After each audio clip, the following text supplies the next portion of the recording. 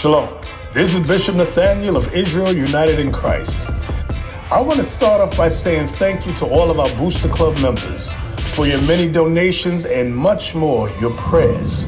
We visited faraway countries and strange lands. We've even spoken to dignitaries and were detained for spreading the glorious gospel in Cuba. The truth is that the descendants of the 12 tribes of Israel were scattered throughout the world. Help us on our journey as we continue to raise up the nation of Israel. 12 tribes worldwide. Join or donate today. Shalom.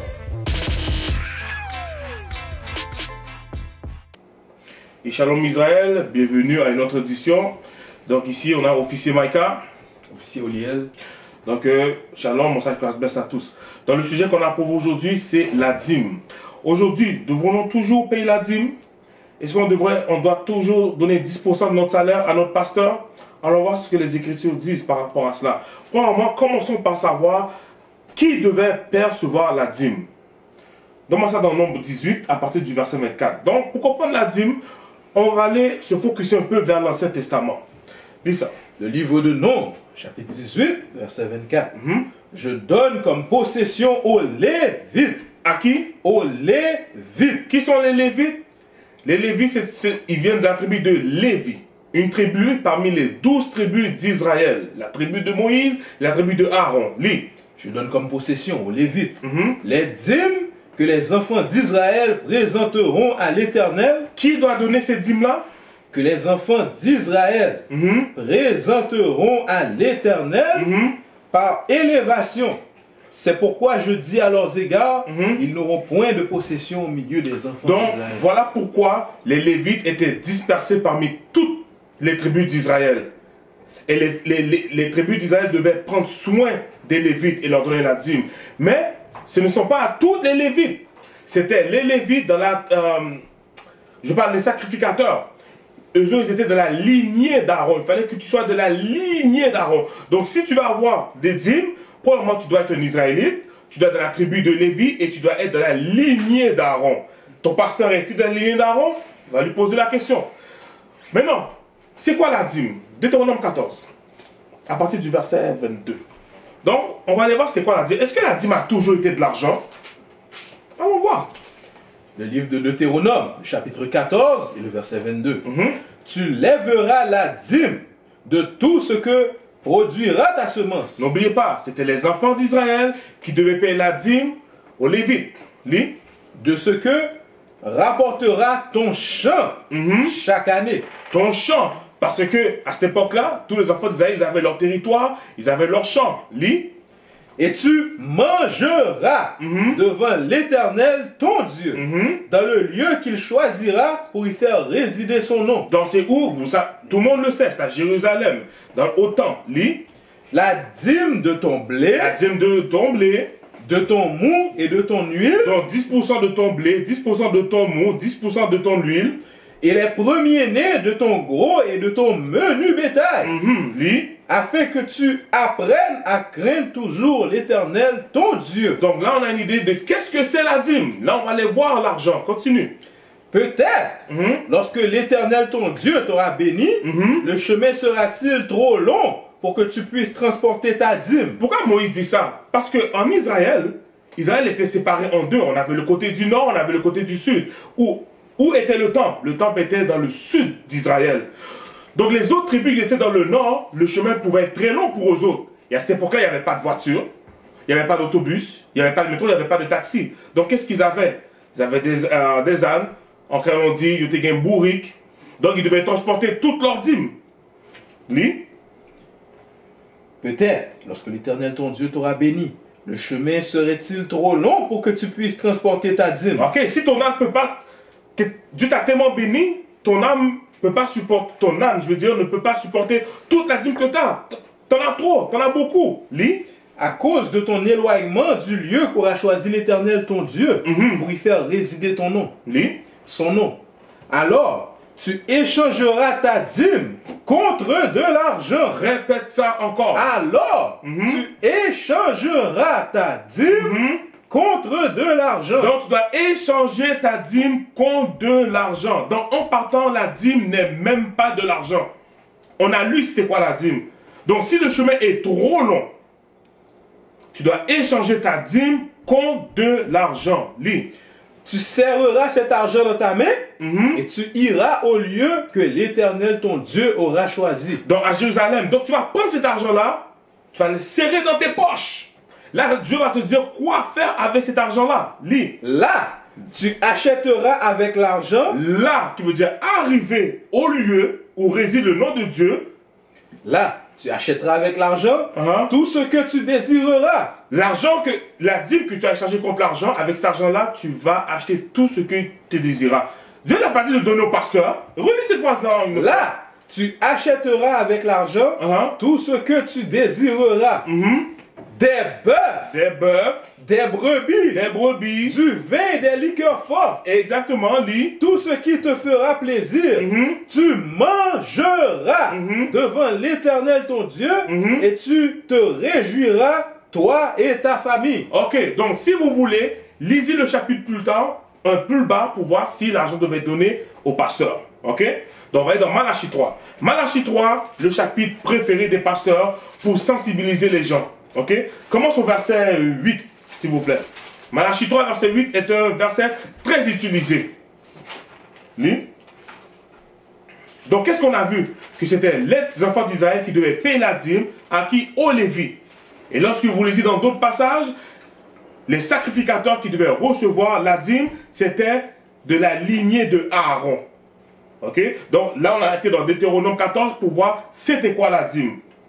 Et que la dîme devait être échangée contre de l'argent si le chemin était trop long. Lis, qu'est-ce que tu as? Le livre de Malachie, le chapitre 3 et le verset 8. Un homme trompe-t-il Dieu? Car vous me trompez. Et vous dites, en quoi t'avons-nous trompé? Donc c'est le verset qu'ils utilisent pour tromper, pour sensibiliser les gens, pour faire les gens se sentir mal, pour qu'ils puissent donner leur dîme. Lis. Un homme trompe-t-il Dieu? Vous m'avez trompé. Et vous dites, en quoi t'avons-nous trompé? Dans les dîmes et les offrandes. Pourquoi Dieu dit ça? Parce que vous devez savoir qu'est-ce qui se passait à l'époque de Malachie. Les Israélites ne prenaient plus soin des Lévites. Et Dieu les bénissait pas. C'est ce qui se passait. Ok? Donc le fait que tu ne prends pas soin des Lévites et tu ne les payes pas, tu ne leur donnes pas la dîme, tu volais Dieu. Ok? Continue. Vous êtes frappés par la malédiction et vous me trompez. La nation tout entière. Tous les Israélites. Parce que c'était quoi votre devoir? Vous devez prendre soin des Lévites. Vous devez leur donner la dîme. Lis. Apportez à la maison du trésor. Elle est où la maison du trésor? C'était à cette époque-là, c'était à Jérusalem. Le temple, il était là. Lis. Apportez à la maison du trésor toutes les dîmes, afin qu'il y ait de la nourriture. La dîme, c'était de la nourriture. Il fallait qu'il y ait de la nourriture parce que qu'est-ce que vous pensez que les prêtres faisaient avec la dîme? Mais ils devaient le manger. Continue. Afin qu'il y ait de la nourriture dans ma maison. Lis. Mettez-moi de la sorte à l'épreuve. Ok. Là, les pasteurs, ils aiment ça utiliser ça. Mettez-moi de sorte à l'épreuve. Lis. Dit l'Éternel des armées.